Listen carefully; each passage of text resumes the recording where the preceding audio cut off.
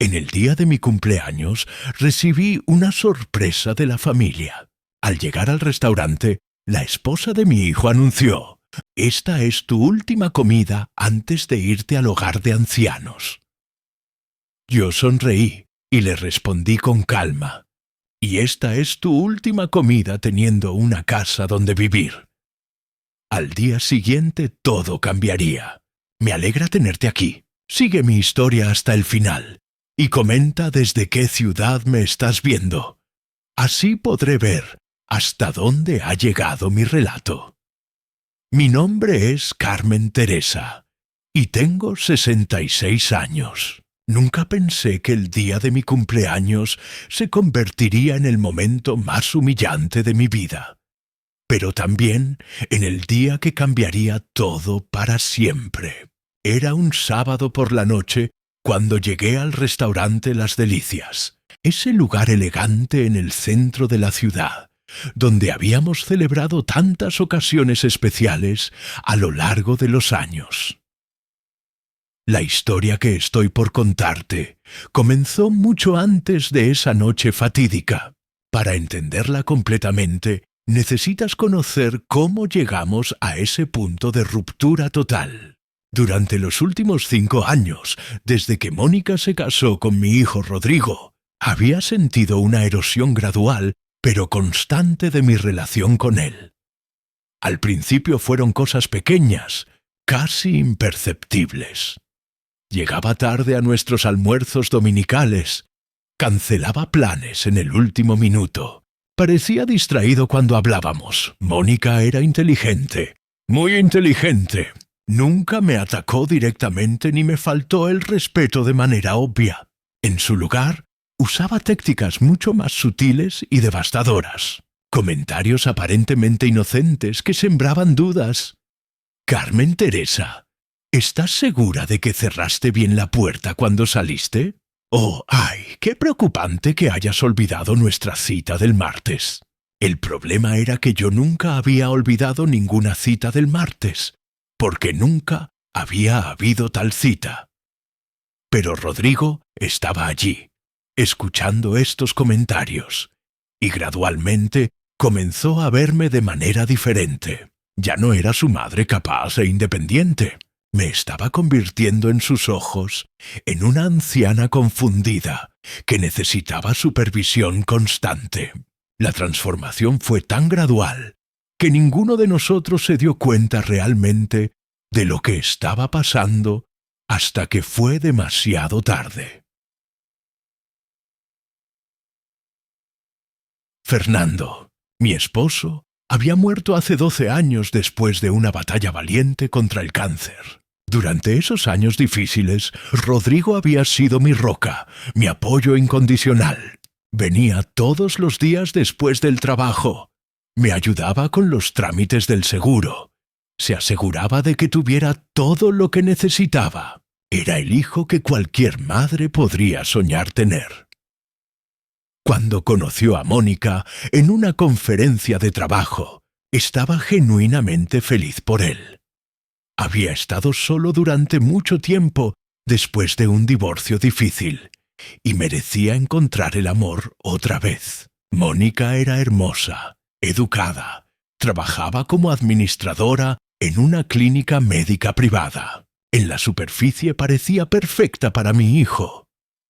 Las primeras señales de problemas aparecieron durante la planificación de la boda. Mónica tenía opiniones muy fuertes sobre todo: el lugar, las flores, la música, hasta el color de mi vestido. Cuando expresé algunas preferencias suaves, me hizo saber de maneras muy sutiles que mi papel era simplemente asistir y observar, no participar activamente en las decisiones. «Carmen Teresa», me dijo un día mientras revisábamos opciones de catering, «aprecio mucho tu input, pero Rodrigo y yo realmente queremos que esta boda refleje nuestro estilo personal. Estoy segura de que entiendes». Lo dijo con una sonrisa, pero el mensaje era claro: tu opinión no cuenta aquí. Durante la recepción, noté cómo Mónica se las arregló para minimizar mi presencia. Cuando llegó el momento de los discursos, agradeció efusivamente a sus padres, a sus hermanos, a sus amigas, hasta a la florista. A mí me mencionó de pasada. Y por supuesto, gracias a Carmen Teresa por estar aquí esta noche. La pausa fue deliberada, como si no pudiera pensar en ninguna contribución específica que yo hubiera hecho. Después de la boda, los cambios se aceleraron. Rodrigo comenzó a visitarme menos frecuentemente. Cuando le preguntaba por qué, siempre tenía excusas razonables. Trabajo extra, planes con los nuevos parientes políticos de Mónica, renovaciones en la casa. Individualmente, cada excusa era perfectamente válida. Colectivamente, pintaban un cuadro claro de mis prioridades decrecientes en su vida. Mónica era especialmente hábil en crear situaciones donde yo quedaba mal, sin que fuera obviamente su culpa. Por ejemplo, organizaba cenas familiares, pero olvidaba mencionarme el horario correcto, así que llegaba cuando todos ya habían comido. O planificaba actividades familiares en días cuando sabía que tenía citas médicas importantes que no podía cambiar. ¡Ay! ¡Qué lástima que Carmen Teresa no pueda acompañarnos otra vez!, decía con tono compasivo. Parece que siempre tiene algún conflicto. Tal vez está demasiado ocupada para nosotros. Por supuesto, no mencionaba que ella había elegido deliberadamente esos horarios específicos. Lo que más me dolía era ver cómo Rodrigo comenzó a adoptar las perspectivas de Mónica como propias. Cuando yo expresaba frustración sobre estas situaciones, él me decía: «Mamá, creo que estás siendo un poco injusta con Mónica. Ella realmente está tratando de incluirte. Tal vez podrías ser más flexible con tus horarios». Gradualmente, comencé a dudar de mis propias percepciones. ¿Era realmente Mónica tan manipuladora como yo pensaba? ¿O era yo una suegra celosa y posesiva que no podía aceptar que su hijo había crecido? Sus tácticas eran tan sutiles que comencé a preguntarme si no estaría imaginando patrones donde no los había. El aislamiento se intensificó después del primer año de matrimonio. Mónica comenzó a organizar reuniones familiares regulares en su casa, pero estas invitaciones venían con condiciones implícitas. Tenían horarios específicos muy rígidos, temas de conversación aceptables, hasta códigos de vestimenta no declarados. Si no seguía estas reglas no escritas, me hacía sentir incómoda hasta que me iba temprano. Carmen Teresa parece estar un poco cansada esta noche, le decía a Rodrigo cuando yo decidía irme después de una tarde de comentarios pasivo-agresivos.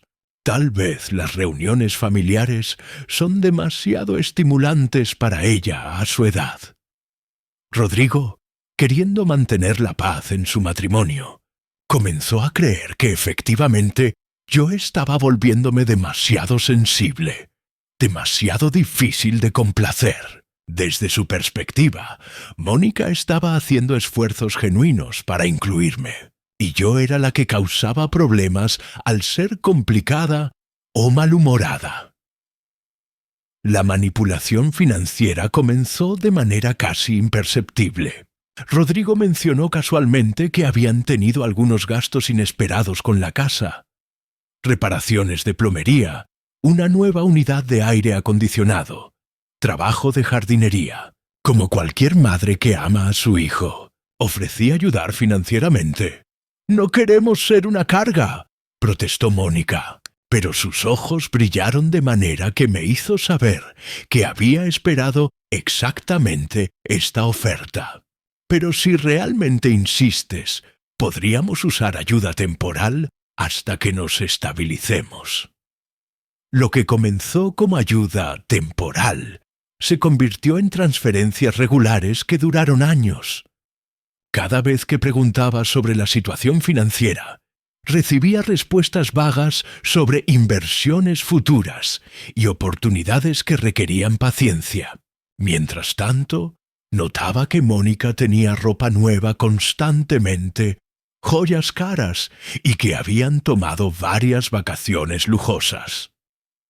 Cuando Fernando estaba vivo, habíamos sido muy cautelosos con las finanzas. Él era contador y me había enseñado la importancia de las inversiones a largo plazo y la planificación cuidadosa. Después de su muerte, continué siguiendo sus principios financieros, invirtiendo sabiamente y viviendo modestamente mientras construía un patrimonio sólido. Lo que Rodrigo y Mónica no sabían era la verdadera extensión de mis recursos financieros. Veían lo que quería que vieran.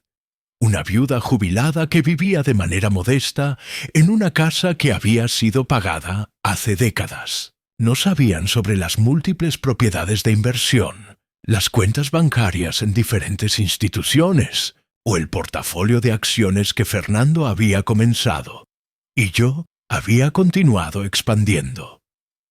La casa donde vivían había sido una de mis inversiones más exitosas. Cuando se metieron en problemas financieros serios hace 4 años, discretamente pagué su hipoteca completa y arreglé que el banco transfiriera la escritura a mi nombre.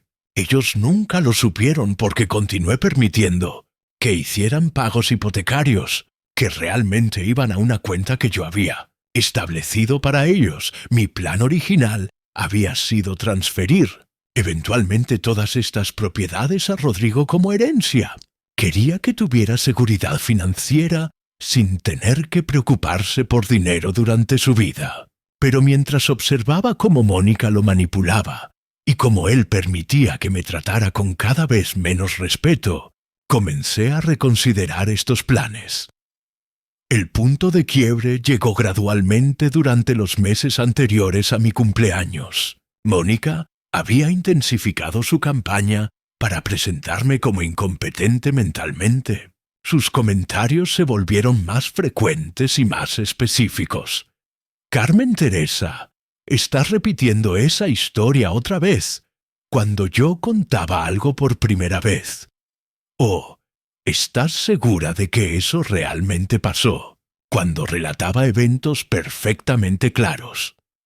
Lo más insidioso era cómo había comenzado a plantar estas ideas en otros familiares y amigos. Durante reuniones sociales, hacía comentarios aparentemente preocupados. Estamos un poco preocupados por Carmen Teresa últimamente. Ha tenido algunos lapsos de memoria que nos inquietan. Por favor, no mencionen que les dije esto. No queremos que se sienta mal. Estas semillas de duda comenzaron a crecer. Primos que habían sido cercanos a mí durante décadas comenzaron a hablarme de manera diferente, más lenta, más fuerte, como si fuera una niña o una persona con discapacidad cognitiva. Cuando protestaba me decían: «No te preocupes, querida, todos tenemos estos momentos a nuestra edad». La situación se intensificó cuando Mónica comenzó a sugerir que yo necesitaba ayuda profesional. Habló con Rodrigo sobre traer evaluadores médicos, administradores de cuidados geriátricos, incluso abogados especializados en competencia mental. Cada conversación terminaba con la misma. Conclusión: yo necesitaba supervisión constante, por mi propio bien. No podemos permitir que algo terrible le pase a mamá porque fuimos demasiado orgullosos para reconocer que necesita ayuda, le dijo a Rodrigo. Sería nuestra responsabilidad si se lastima o si alguien se aprovecha de ella. Esta lógica era perfecta para manipular a Rodrigo. Su instinto protector hacia mí, combinado con su deseo de mantener la paz en su matrimonio, lo hizo susceptible a aceptar gradualmente la narrativa de Mónica. Desde su perspectiva, estaba siendo un hijo, responsable al considerar opciones de cuidado, profesional para su madre que aparentemente estaba declinando. Mentalmente, la investigación sobre instalaciones de cuidados comenzó sin mi conocimiento. Mónica visitó varios hogares de ancianos, recopiló folletos, hasta hizo algunas aplicaciones preliminares. Cuando finalmente me enteré de esto, a través de un comentario casual de una vecina que había visto a Mónica, preguntando sobre referencias para residencias de cuidados de calidad, me di cuenta de que la situación había progresado mucho más de lo que había imaginado. Fue entonces cuando comencé mi propia investigación discreta. Contraté a un investigador privado para que documentara las actividades de Mónica, especialmente sus gastos y su verdadera situación financiera. Lo que descubrimos fue impactante.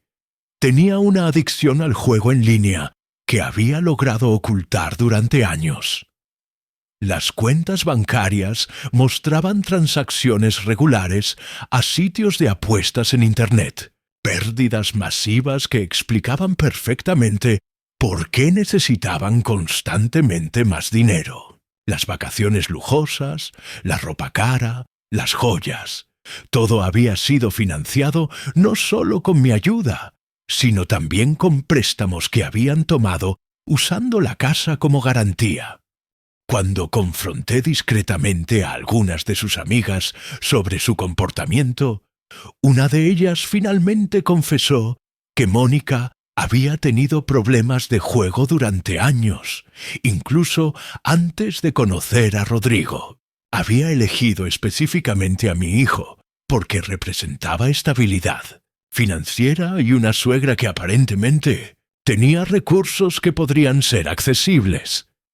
Ella siempre decía que tu madre vivía en esa casa grande y probablemente tenía dinero escondido, me confesó su amiga Laura durante una conversación muy incómoda. Mónica pensaba que eventualmente podría convencer a Rodrigo de que era mejor para todos si tú estabas en cuidados profesionales y ellos podían manejar tus finanzas. Esta revelación fue como recibir un golpe físico. Durante años había atribuido el comportamiento de Mónica a celos normales de nuera o a diferencias de personalidad. Nunca había considerado que había sido específicamente elegida como víctima de una estafa a largo plazo. Armada con esta información, comencé a preparar mi respuesta. Trabajé con mi abogado Ricardo Mendoza para revisar todos mis documentos legales y asegurarme de que mis deseos estuvieran claramente establecidos y protegidos legalmente.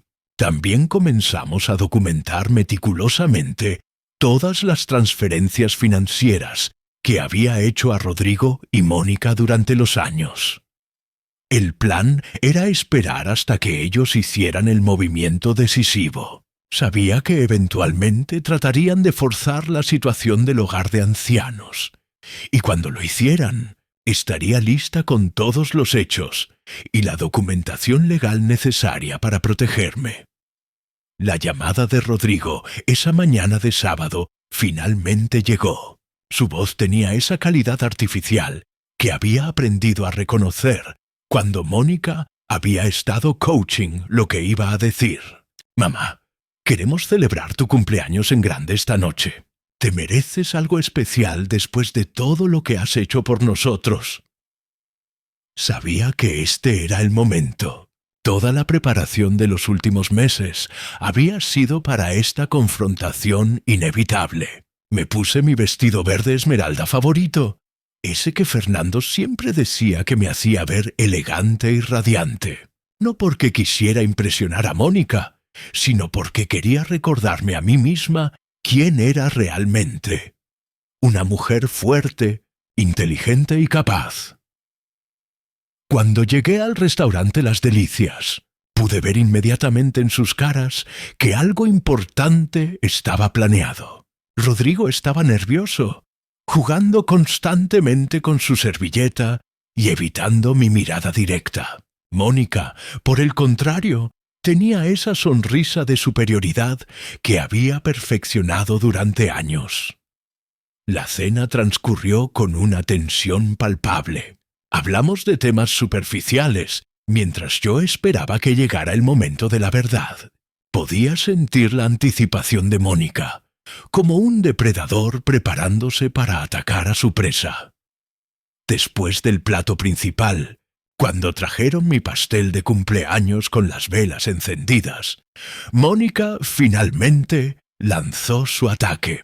Carmen Teresa, Rodrigo y yo hemos estado hablando seriamente y creemos que es hora de tener una conversación muy importante contigo. Lo que siguió fue exactamente lo que había anticipado. La presentación cuidadosamente ensayada sobre mí, supuesta incompetencia mental, los olvidos que había tenido, la seguridad que necesitaba y finalmente la revelación sobre los jardines del amanecer, el hogar de ancianos que habían seleccionado para mí. «Ya hemos hecho todos los arreglos necesarios», anunció Mónica triunfalmente. «Puedes mudarte el próximo lunes. Nosotros nos encargaremos personalmente de empacar todas tus cosas». Fue en ese momento cuando decidí que la farsa había durado suficiente tiempo. «Así que esta es mi última cena como mujer libre e independiente», dije, manteniendo mi voz completamente calmada. Mónica sonrió ampliamente, creyendo que había ganado.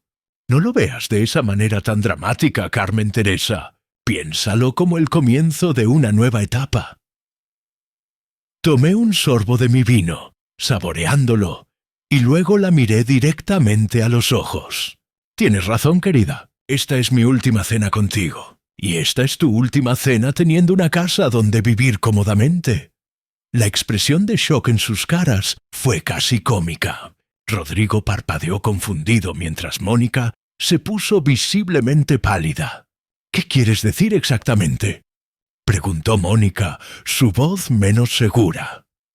Sonreí entonces, la primera sonrisa genuina de toda la noche.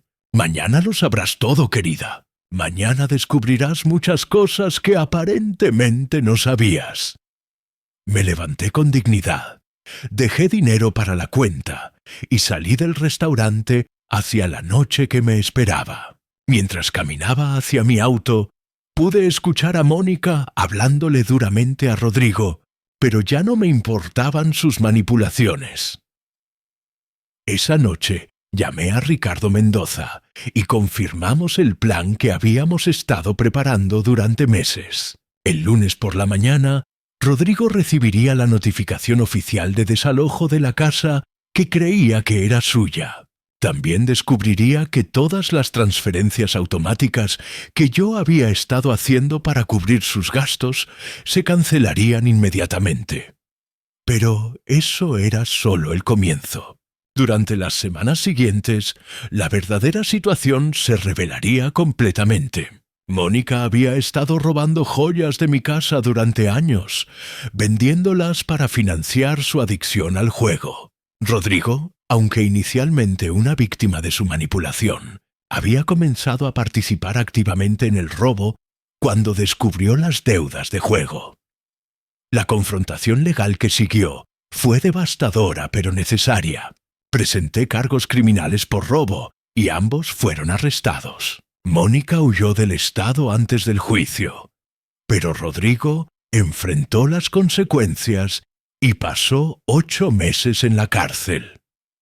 Durante ese tiempo, tuve que hacer las paces con la realización de que el hijo que había criado ya no existía. El hombre que había robado las joyas de su abuela para pagar las deudas de juego de su esposa no era el niño dulce que había cargado en mis brazos. Pero también descubrí algo maravilloso.